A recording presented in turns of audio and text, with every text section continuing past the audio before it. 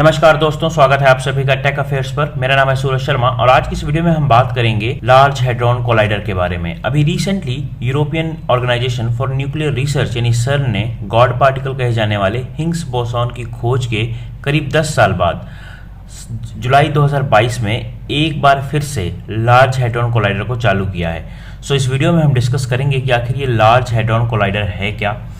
Then उसके बाद हम बात करेंगे स्टैंडर्ड मॉडल ऑफ फिजिक्स के बारे में। उसके बाद हम जानेंगे गॉड पार्टिकल्स आखिर होते क्या हैं, और हम साथ में ये भी जानेंगे कि लार्ज हैड्रॉन कोलाइडर को लार्ज हैड्रॉन कोलाइडर क्यों बुलाया जाता है। इसके साथ ही हम बात करेंगे जो इसके पिछले स्टेजेस के डेमोन्स्ट्रेशन किए गए थे, जैसे इसका पहला स्टेज का रन जो था, सेकेंड स्टेज का रन जो था, इसके बारे में भी बात करेंगे कि आखिर इसकी परफॉर्मेंस क्या रही थी, कितनी एनर्जी इसमें रिलीज हुई थी और किन नए पार्टिकल्स की खोज इसमें की गई थी। देन उसके बाद हम बात करेंगे जो अभी लेटेस्ट अपडेट इसका रहा है थर्ड रन का।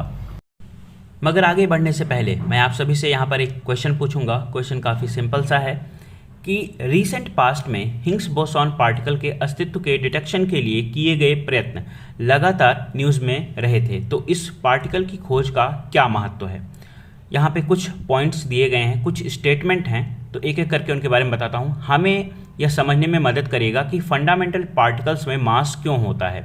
सेकंड स्टेटमेंट, यह निकट भविष्य में हमें दो बिंदुओं के बीच के फिजिकल स्पेस को पार किए बिना एक बिंदु से दूसरे बिंदु तक मैटर को स्थानांतरित करने की टेक्नोलॉजी डेवलप करने में मदद करेगा।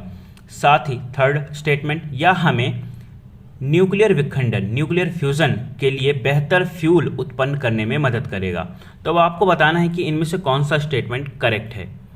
इसका राइट आंसर मैं आपको दूंगा इस वीडियो के एंड में। नाउ अब हम बात कर लेते हैं इस LHC के बारे में कि आखिर ये LHC है क्या।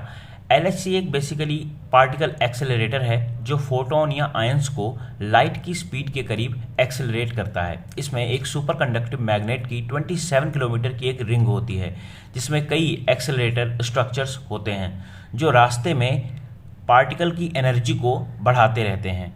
नाउ अब हम बात कर लेते हैं लार्ज हैड्रॉन कोलाइडर की। तो देखिए, लार्ज हैड्रॉन कोलाइडर को लार्ज हैड्रॉन कोलाइडर ही क्यों बुलाया जाता है, तो इसका सिंपल सा कारण है और आप इसके नाम से भी समझ सकते हैं क्योंकि इसका साइज़ काफ़ी बड़ा है। साइज़ इसका है करीब इसके सरकमफ्रेंसेस में 27 किलोमीटर, जिस वजह से इसे लार्ज बुलाया जाता है। और अब हम बात करें हैड्रॉन की, तो हैड्रॉन क्योंकि यह प्रोटॉन या आयंस को एक्सेलरेट करता है, उनकी स्पीड को बढ़ाता है, जो कि हैड्रॉन नामक पार्टिकल्स के ग्रुप से बिलोंग करता है। नाउ अब बात कर लेते हैं कोलाइडर की। तो कोलाइडर क्योंकि पार्टिकल विपरीत डायरेक्शंस में ट्रैवल करने वाले दो बीम बनाते हैं जो मशीन के चारों ओर 4 पॉइंट्स पर टकराने के लिए बने होते हैं, जिस वजह से इसे कोलाइडर बुलाया जाता है। नाउ अब हम बात कर लेते हैं कि आखिर LHC काम कैसे करती है। तो इसमें एक बीम को जब एक स्टेज से दूसरे स्टेज पर भेजा जाता है तो इस बीम को यानी उस बीम की एनर्जी को काफ़ी बढ़ा दिया जाता है, और उसके बाद LHC के अंदर दो पार्टिकल बीम टकराने से पहले लाइट की स्पीड के करीब ये ट्रैवल करते हैं, तब उसके बाद इन्हें आपस में टकराया जाता है। नाउ अब हम बात कर लेते हैं गॉड पार्टिकल के बारे में कि आखिर ये गॉड पार्टिकल क्या होता है। साल 2012 में हिग्स बोसॉन, जिसे कि हम गॉड पार्टिकल के रूप में भी जानते हैं, इसकी नोबेल विजेता खोज ने स्टैंडर्ड मॉडल ऑफ फिजिक्स को मान्य किया और यह भविष्यवाणी की, यह प्रेडिक्शन की कि लगभग 60% Higgs boson pair bottom quark में ही डीके हो जाते हैं। और 1960 के दशक में पीटर हिग्स से सुझाव देने वाले पहले व्यक्ति थे कि यह कण मौजूद हो सकता है, यानी गॉड पार्टिकल यह मौजूद हो सकता है। और हिग्स फील्ड को 1964 में एक नए प्रकार के फील्ड के रूप में प्रस्तुत किया गया था जो पूरे ब्रह्मांड को भरता है और सभी फंडामेंटल पार्टिकल्स को द्रव्यमान यह प्रोवाइड करता है। इसकी खोज हिग्स फील्ड के अस्तित्व की पुष्टि भी करती है। नाउ अब बात आती है कि लार्ज हैड्रॉन कोलाइडर का मेन गोल क्या है, मुख्य लक्ष्य क्या है। तो देखिए, 1970 के दशक की शुरुआत में डेवलप एक थ्योरी जो फंडामेंटल पार्टिकल्स और उनकी बातचीत को क्लासिफाई करती है, इसने कई प्रकार की घटनाओं की सटीक प्रेडिक्शन यानी भविष्यवाणी की है और अब तक पार्टिकल फिजिक्स में लगभग सभी एक्सपेरिमेंटल रिजल्ट्स को सफलतापूर्वक समझाया भी है। लेकिन स्टैंडर्ड मॉडल जो है वो अभी भी अधूरा है और यह कई सवालों को खुला छोड़ देता है जिनका जवाब देने में LHC अब मदद करेगा। तो इन सवालों के बारे में मैं आपको बताता हूं कि जैसे क्या क्या क्वेश्चंस हैं जो अभी भी हमारे लिए मिस्ट्री बने हुए थे, जिनको एलएचसी के द्वारा समझाया जा सकता है। इसमें कई सारे पॉइंट हैं, मैं आपको एक एक करके इनके बारे में बताता हूं। तो जैसे पहला है, what is the origin of mass. Mass का ओरिजिन क्या है, ये स्टैंडर्ड मॉडल ऑफ फिजिक्स नहीं बता पाया है। इसके साथ ही यह ये भी नहीं बता पाया है कि क्यों कुछ पार्टिकल ज़्यादा हैवी होते हैं और कुछ पार्टिकल कम हैवी होते हैं। अब इसके साथ ही देखिए, जो फिजिसिस्ट थे जैसे रॉबर्ट प्रॉट और फ्रैंकोइस एंगलर्ट, साथ ही पीटर हिंग्स, इन्होंने एक सुझाव दिया कि हमें इस समस्या को हल करना चाहिए। और इसके साथ ही इन्होंने एक थियरी दी जिसमें इन्होंने बताया कि क्यों कुछ पार्टिकल ज़्यादा हैवी होते हैं और कुछ कम हैवी होते हैं। और इसके साथ ही ये जो पार्टिकल हैं ये अपना मास गेन कहाँ से करते हैं, इनमें मास आता कहाँ से है। तो इन्होंने सबसे पहले तो एक बताया कि एक हिंग्स फील्ड होती है। हिंग्स फील्ड के साथ जब भी कोई पार्टिकल इंटरेक्ट करता है तो वो मास गेन करता है। अब अगर कोई पार्टिकल उस फील्ड के साथ ज़्यादा इंटरेक्शन करेगा तो उसका मास ज़्यादा होगा, और अगर कोई पार्टिकल उसके साथ कम इंटरेक्ट करेगा तो उसका मास कम होगा। इसके साथ ही 1980 के दशक में फिजिसिस्ट ने हिग्स बोसॉन की खोज की शुरुआत कर दी थी। इसके साथ ही हिग्स फील्ड से जुड़े हुए उन्होंने कई पार्टिकल्स की खोज भी की। जुलाई 2012 में सन ने हिग्स बोसॉन की खोज की और इसकी घोषणा की। इस खोज ने इनकी इस थ्योरी को सही साबित किया। हालांकि हिग्स फील्ड को खोजना इस कहानी का अंत नहीं था, अभी और भी बहुत सी चीज़ें आनी बाकी थी। सो इसमें बहुत सी चीज़ें हैं जो अभी सामने आएंगी और सबकी मिस्ट्री सॉल्व होगी। और भी हैं, जैसे कुछ चीज़ें, उनके नाम मैं आपको बताता हूँ। तो what are the dark matter and dark energy, ये क्या है, इसको भी हम समझ पाएंगे।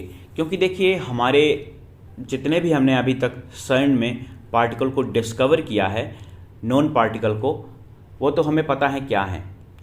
इसके साथ ही जो डार्क मैटर और डार्क एनर्जी है, ये भी कुछ ऐसे पार्टिकल हैं जिन्हें आज दिन तक हम डिस्कवर नहीं कर पाए हैं, जिनके बारे में हम अच्छे से समझ नहीं पाए हैं कि आखिर ये क्या है। तो इनको भी इस CERN के दौरान, यानी लार्ज हैड्रॉन कोलाइडर जो चल रहा है, इसमें हम समझ पाएंगे कि आखिर ये क्या है। तो अब आप लोगों में से ही कुछ होंगे जो ये सोच रहे होंगे कि सब कुछ तो ठीक है गुरुजी, मगर ये LHC का जो गोल है ये ज़्यादा अच्छे से हमें समझ में नहीं आया। तो कोई बात नहीं, मैं इसे आपको एक एग्जाम्पल के माध्यम से समझाता हूँ। सपोज करिए कि एक पार्टी चल रही है, एक कॉकटेल पार्टी चल रही है, और उसमें कई सारे लोग इनवाइट किए गए हैं। और अब जहाँ पर पार्टी चल रही है उसके लेफ़्ट साइड में एक बार है जहाँ पर ड्रिंक वगैरह सर्व की जाती है, और उसके राइट साइड में एक दरवाज़ा है, और बीच में लोग भरे पड़े हैं, अपनी पार्टी एंजॉय कर रहे हैं। अब होता क्या है, मान लीजिए कोई एक सेलिब्रिटी या फिर कोई एक काफ़ी नोन पर्सन आता है, उस पार्टी में एंटर करता है।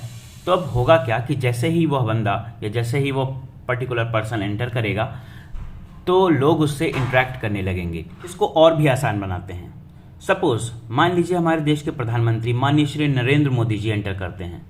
अब जैसे ही मोदी जी उस रूम में एंटर करेंगे तो लोग उनके पास इकट्ठा होना शुरू हो जाएंगे, उनसे इंटरेक्ट करना शुरू कर देंगे कि हाँ मोदी जी कैसे हैं, मोदी जी का हाल चाल लेने लगेंगे, उनके साथ उनका है ना, उनके साथ एक अच्छे से इंटरेक्शन होगा लोगों का। और वह जो हमारा जहाँ पे ड्रिंक वगैरह सर्व की जा रही है, वहाँ पर पहुँचते पहुँचते उनको काफ़ी टाइम लग जाएगा, है ना, क्योंकि लोगों का इंटरेक्शन बढ़ जाएगा जिससे उनका मास बढ़ेगा। और वहीं पर अगर मैं उस रूम में एंटर करता हूँ तो मुझे तो कोई जानता ही नहीं, तो मुझसे कोई उतना इंटरेक्शन नहीं करेगा, और मैं सीधा वहाँ पे जहाँ पे बार है, जहाँ पे ड्रिंक सर्व की जा रही है, मैं वहाँ पर पहुँच जाऊँगा। कहने का मतलब मेरा इंटरेक्शन काफ़ी कम होगा, जिस वजह से मेरा मास काफ़ी कम होगा। सो आई होप अब आप समझ पाए होंगे कि आखिर ये क्या है।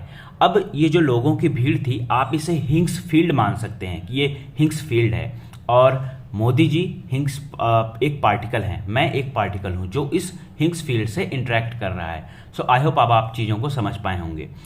अब फिजिक्स का स्टैंडर्ड मॉडल क्या है, इसके बारे में मैं आपको थोड़ा सा बताता हूं। तो देखिए, पार्टिकल फिजिक्स का स्टैंडर्ड मॉडल वह थियरी है जो ब्रह्मांड में 4 फंडामेंटल फोर्सेस जैसे इलेक्ट्रोमैग्नेटिक फोर्स, विद्युत चुंबकीय, और वीक फोर्स, स्ट्रॉन्ग फोर्स, साथ ही अंतःक्रिया तथा गुरुत्वाकर्षण बल की अनुपस्थिति में से 3 को यह सिर्फ क्लासिफाई करता है। साथ ही सभी जो नॉन प्राइमरी पार्टिकल्स हैं इनको भी यह क्लासिफाई करता है।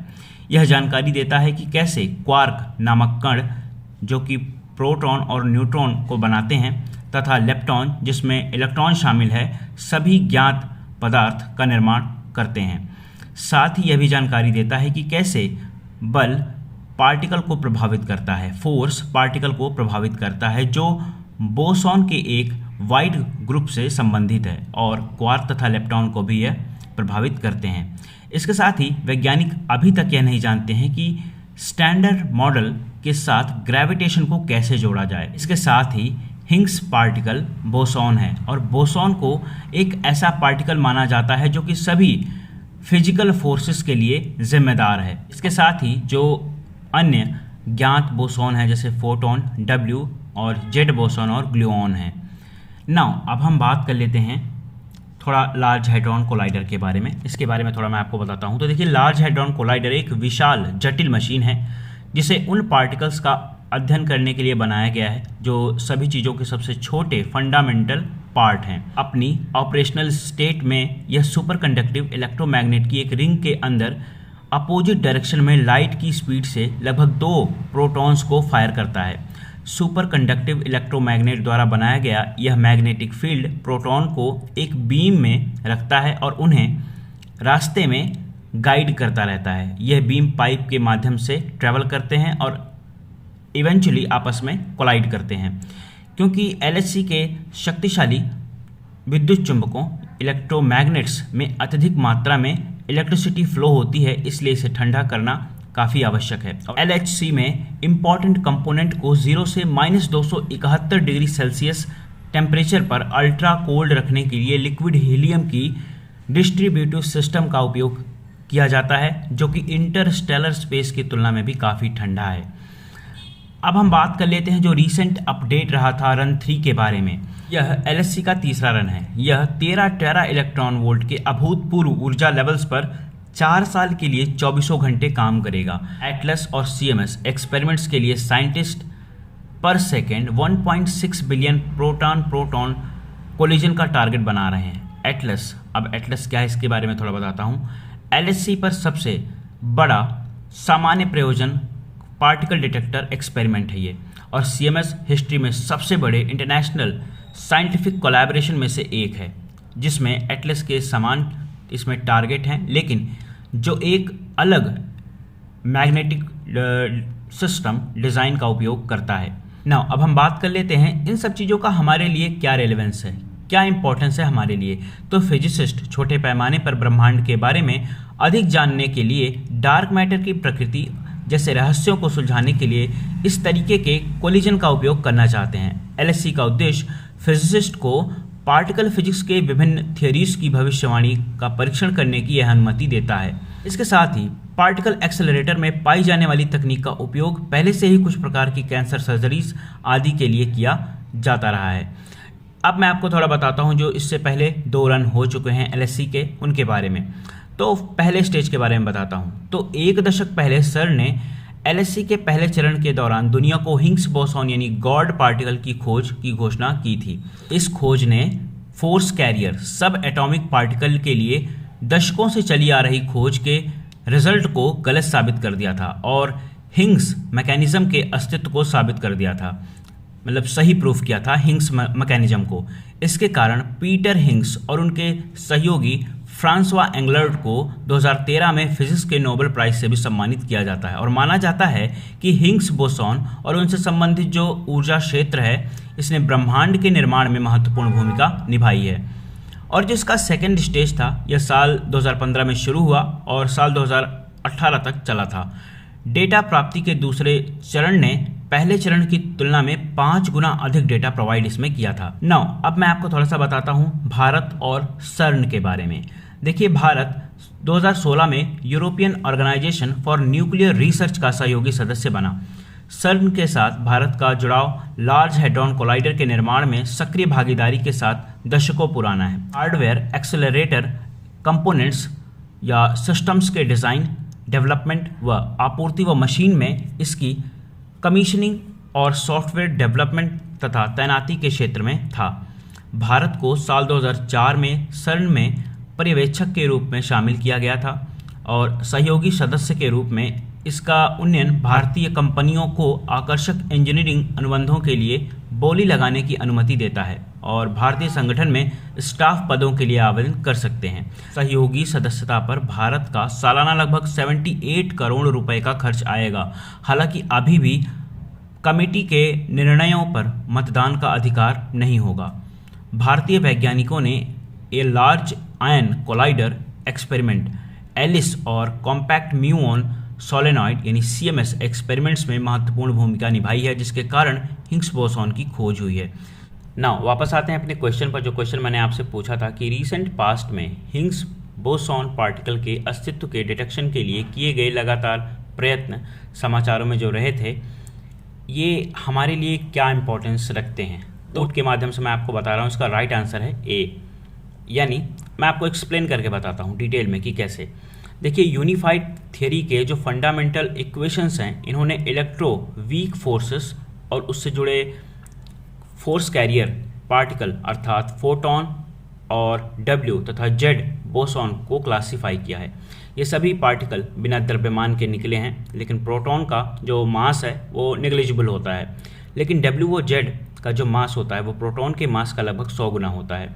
और फिजिसिस्ट रॉबर्ट ब्राउट और फ्रैंकोआ एंगलर्ट साथ ही पीटर हिग्स ने एक थ्योरी दी जिसे ब्राउन एंगलर्ट हिग्स मैकेनिज्म के रूप में जाना जाता है, जो W और Z को एक इनविजिबल फील्ड के साथ इंटरेक्शन करते समय मास प्रोवाइड करता है, जो ब्रह्मांड में यानी यूनिवर्स में व्याप्त है, जिसे हिग्स फील्ड के रूप में जाना जाता है। बिग बैंग के ठीक बाद हिग्स फील्ड शून्य था, लेकिन जैसे जैसे ब्रह्मांड ठंडा होता गया और तापमान एक इम्पॉर्टेंट वैल्यू से नीचे गिरता गया, यह रीजन यानी यह क्षेत्र अचानक ही बढ़ा ताकि इसके साथ इंटरेक्शन करने वाले किसी भी पार्टिकल का द्रव्यमान प्राप्त हो जाए।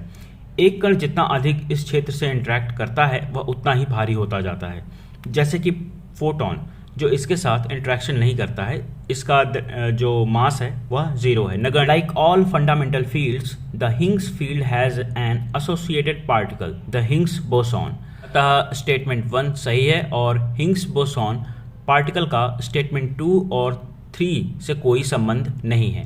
सो आई होप ये लेक्चर आपके लिए हेल्पफुल रहा होगा। जितनी भी चीज़ें मैंने आपको बताई हैं आपको क्लियरली समझ में आई होंगी। वेल, अगर आपका कोई भी डाउट है तो आप कमेंट सेक्शन के माध्यम से डिस्कस कर सकते हैं, और अगर आप इस चैनल पर नए हैं तो इस चैनल को सब्सक्राइब कर लीजिए। So thank you for watching this, have a great day.